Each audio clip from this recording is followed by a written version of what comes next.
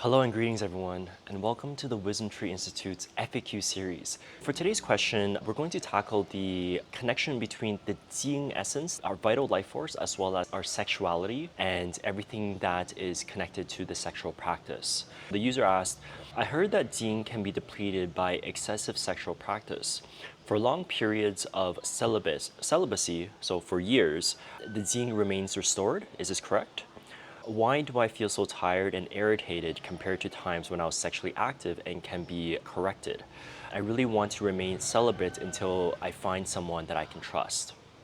Okay, obviously in this question, there's a breakdown between the theory of Daoist practices of semen retention, of not releasing excess Jing, as well as the personal desire to stay celibate. For the focus of this lecture and this video, I'm going to talk more so about the metaphysics and the process of how energy works when one is in this state of celibacy, less so addressing the personal values and desires of the individual who's asking. So the first thing is to give you a background, this idea that Jing is restored by avoiding excessive sexual practice, that is correct, 100%. So what Jing is that it's stored in the lower dantian. So that's the energy center below your navel, 2 fingers below, right at the center of your body. Now in Taoist text, Jing is often tied to sexual energy. It is and it isn't. Jing is the vital life force that can be used whether you're working out, you need the drive for creative expressions, or for sexual pursuits. However, what Jing actually does when it comes to sex is that it is the field that is used in order to create semen. As your semen is full, then it no longer requires Jing to continue replenishing. So every time you have intercourse and you release, then your body requires a large amount of Jing in order to replenish the semen that is lost. And obviously to create life, it requires a tremendous amount of energy. When you are excessively going into these acts, then it's really pulling from the Jing essence. And if one is exceptionally excessive every day or multiple times a day, what happens is that it not only extracts your day-to-day Jing, which is a finite bucket, but it also extracts from your prenatal Jing, which is your constitutional Jing.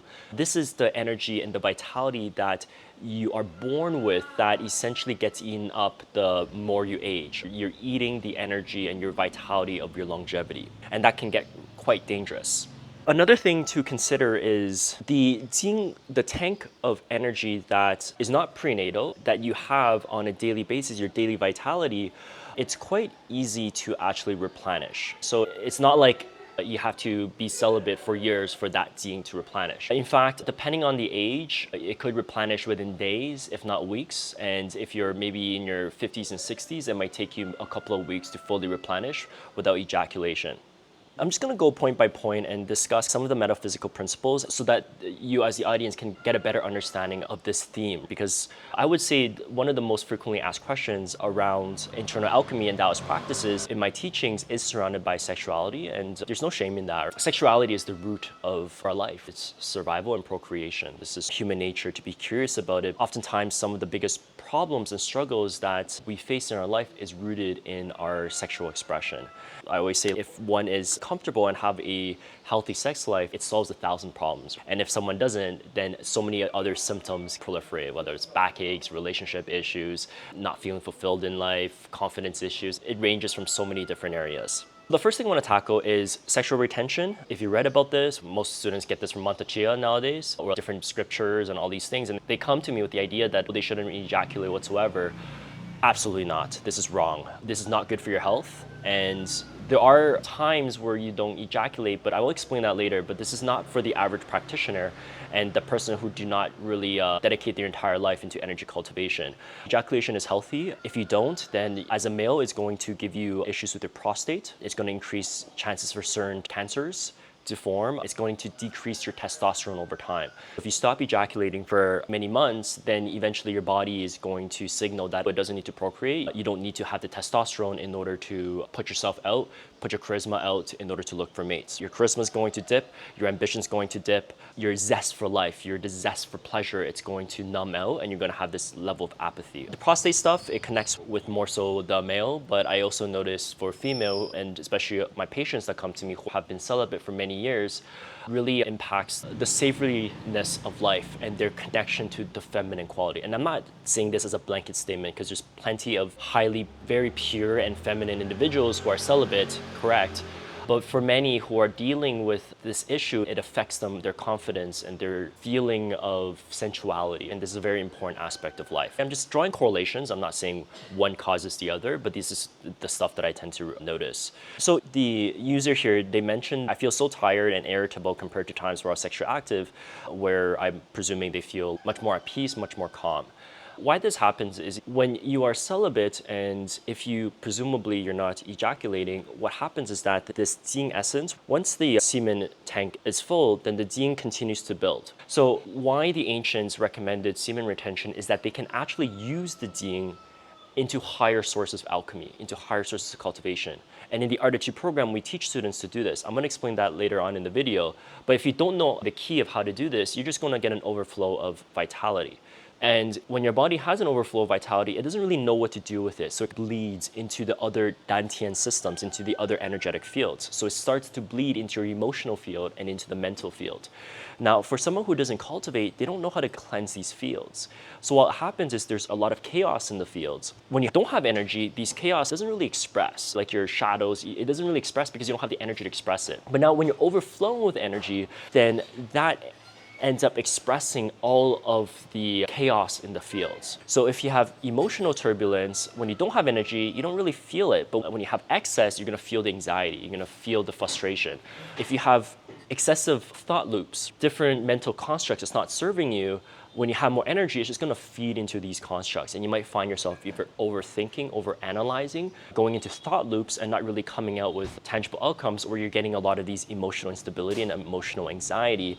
And they call it sexual heat for a reason, right? So that heat is going to impact the livers from a medicine perspective. It's going to shoot up into the head, may create certain headaches, produce anxiety, anger, these type of manifestations.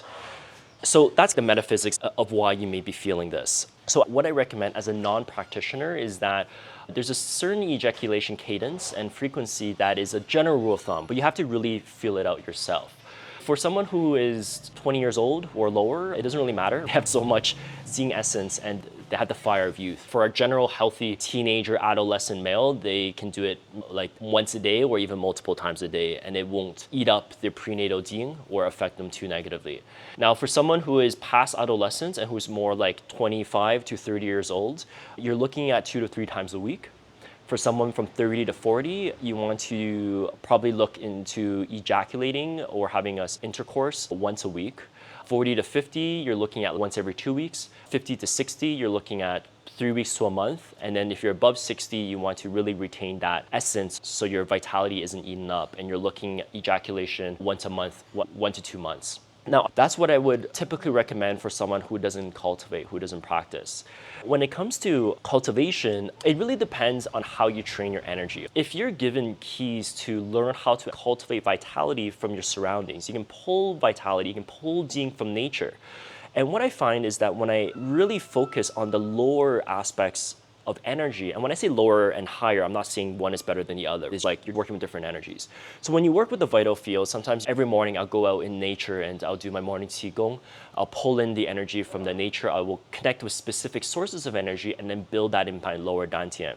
Now, I remember in my early to mid-20s, I felt this drastic decrease in my sex drive, and it was actually quite frustrating for me, and I felt in a way that I was broken. From being a teenager and hypersexual to going into really not having much sexual desire and maybe just needing a release once a week, for example. I felt this stark contrast, and at that time I was going through a lot of health issues as well. Second chakra imbalance, emotional imbalance, and just all the typical things that a young man goes through in today's day and age.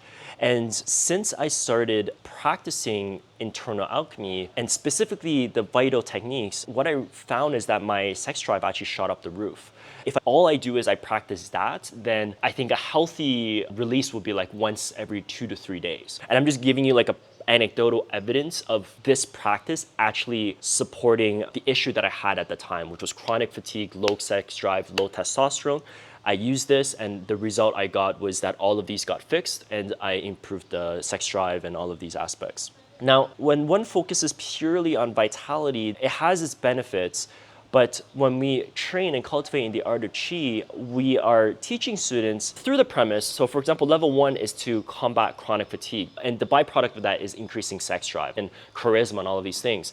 However, that is only the foundation. The process of the art of qi program and what I really want to instill in our students is, yes, you can cultivate vitality, but again, it's like your body only has a fixed level of tank. It's actually not that hard to fill that up. So once you do fill that, you have this overflow. And the question comes to ask is, what do you do with this overflow now?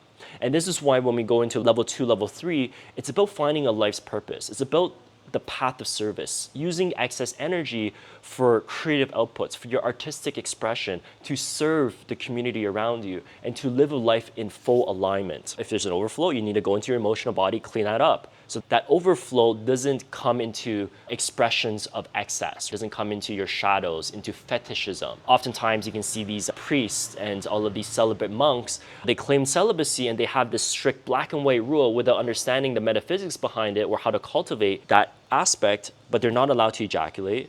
And a lot of dark things happen in this world. There's the pedophiles and all of this sexual abuse and these monks that are caught with like 40 wives. There's a lot of corruption because they don't have a clean body. We cultivate the Jing, now we need to know how to clean the emotional body, clean the mental body, so there's no fetishism, there's no excessive expression. Once we do that, then we learn how to work through the Sushumna line in order to access our higher faculties. And when we access this, the key and the payment that one must pay in order to access the Akasha door into the higher realms of experience is Jing. So the ancients, the mystics, what they have been talking about in terms of celibacy and semen retention is because they already have access to Akasha. And when you are in the Akashic state, there's this slow burn of the vital life force. So this is why it's very detrimental to teach the higher realms and this Akashic work to people who don't know how to cultivate Jing. And oftentimes in the New Age community, you can see a lot of the airy-fairy type. They're talking about accessing the Akashic library, the Akashic Chronicles, and you can look at their body and it's very frail. It's like their life force is being eaten up and they don't know how to replenish it back. And it's very dangerous. So this is why we only teach the key to accessing the Akashic door once we have a clean energetic body and once we can cultivate the Jing itself. Otherwise, by staying in that state for too long, it can eat into your prenatal essence, into your longevity. Now, the feeling of semen retention at that point is very different than a normal person trying not to ejaculate or have celibacy. The difference is that when you try to retain your semen without cultivating, it's like you're working against the current. It feels like you either get symptoms of excess or symptoms of depletion. So the author here who asked the question clearly has a depletion issue. You become celibate and your body is under the assumption that it no longer needs to create the drive for life, the sexual essence in order for you to procreate because you don't have any opportunities to procreate. So you're getting a deficiency right now. The other extreme is you get the excess. The excess is additional anxiety and overthinking and not being able to feel stable enough. As a non-practitioner, this is what happens in that retention state. Now, for a practitioner who is practicing Akasha and going into Akasha for many hours in a day, essentially the feeling is that you almost lose the drive to procreate and to have sex. Because once the semen tank is filled up, all of the additional energy that is retained, it essentially just becomes payment into accessing these higher realms. So you don't feel that excess anymore. And in fact, by working with Akasha, it has a dissolving quality. It dissolves your emotional body, your ego, it dissolves all of your humanistic desires in order to allow you to ascend into higher frequencies. So because of that, semen retention becomes a byproduct of higher cultivation, and you don't even need to force it, it just happens. Whereas if you're not practicing, this is a very forced state. What I found is that because I am in the act of service and I'm a householder, there's administrative stuff I need to do. There's things to maintain the house, to have a family, versus my other life, sometimes I'm up in the mountain as a hermit and I'm practicing for weeks or months into the higher realms. I find that I dip in and out of this state. So when I'm heavily cultivating Akasha, there is no sexual desire, and I could be celibate for many months. However, when I'm back in the 3D world and I might just be on a maintenance mode for my own internal alchemical practice while I'm making videos such as this or doing other things, then I dip back into the desire state. The next thing I would like to address is, as a male, sometimes if you have excessive sexual potential energy, you would go into what I call the hunter mode. So what that means is whenever you notice a beautiful woman, it just completely catches your attention. And what is happening on a metaphysical level is that the female you're looking at, it pulls your energy away. Because you have so much, it just constantly leaks out of you. It's very hard to manage, and this is usually the trigger for many men to then go into pornography or into some release mechanism or ejaculation. This happens because the semen tank is filled, and now you're having these additional drives. And it's a primal drive for procreation. It's very natural. If you are waking up and you feel that sexual urge, you want to pull that energy through the Sushumna line into the Akasha, allowing that to be the payment and bringing this quality of non-dual light through your body.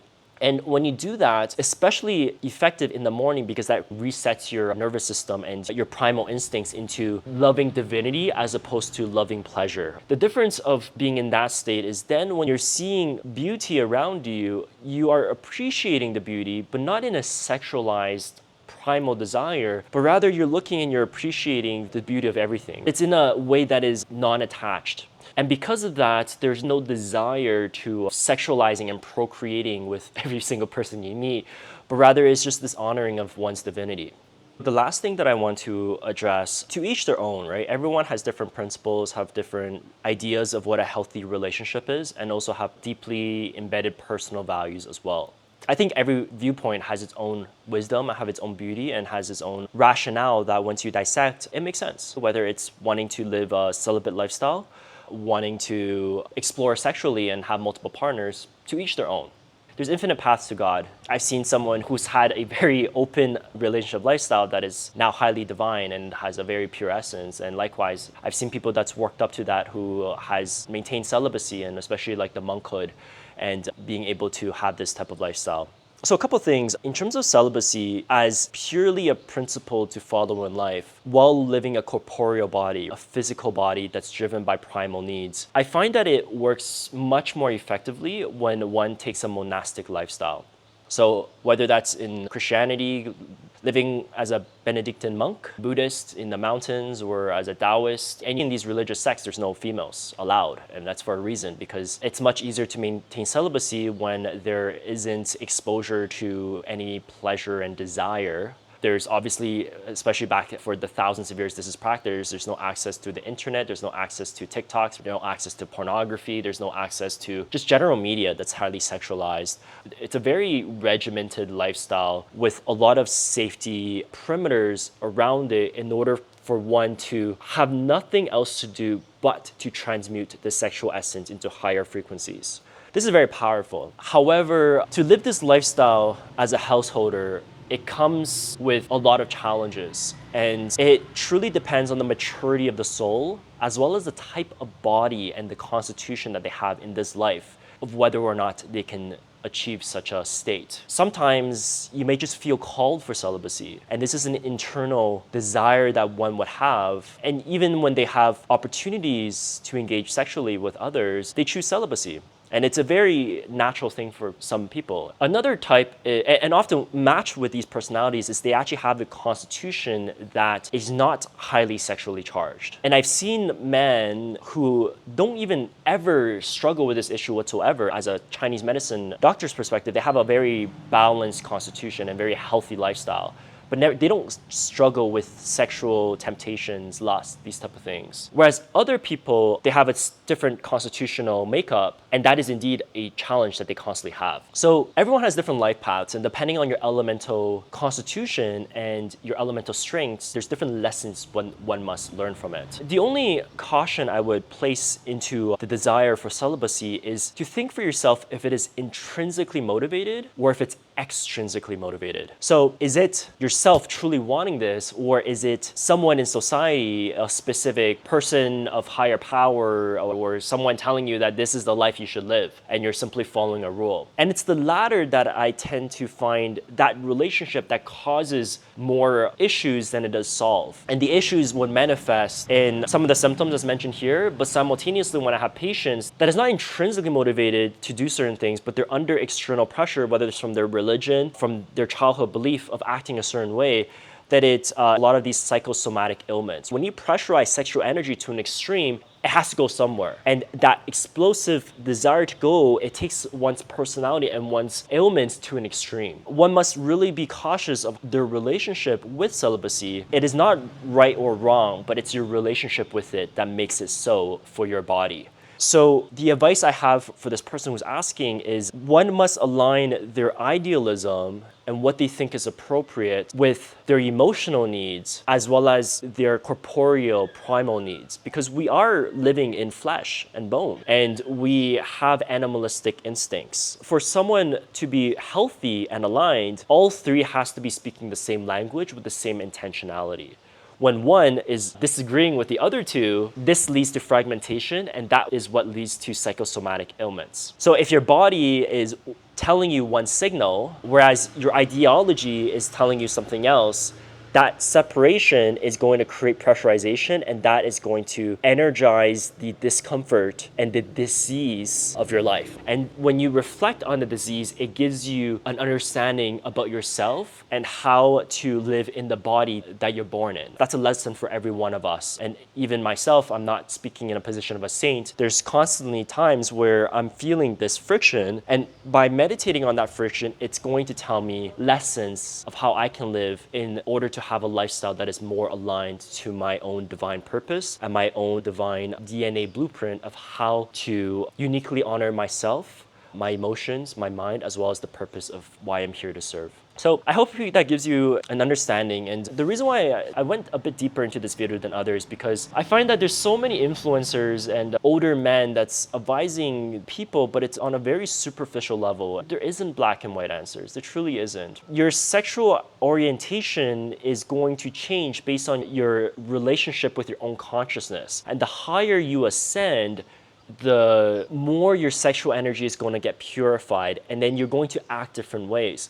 However, if you're attached to acting in the most pure and the most divine way, and every time when you don't act that way, you develop guilt, you develop fear, that's only going to bring you down. And there's a paradoxical nature in that then when you go down, and you might experience points in your life when you're highly elevated and you're so sexually pure, and you get attached to that elevation. And every moment that you're not there, that contrast is going to bring guilt, and it's going to slingshot you to your lowest conscious drive, your most corrupted animalistic self. And if you live in that stool of self-guilt and shame, it's just going to peg you to that lower vibrational scale.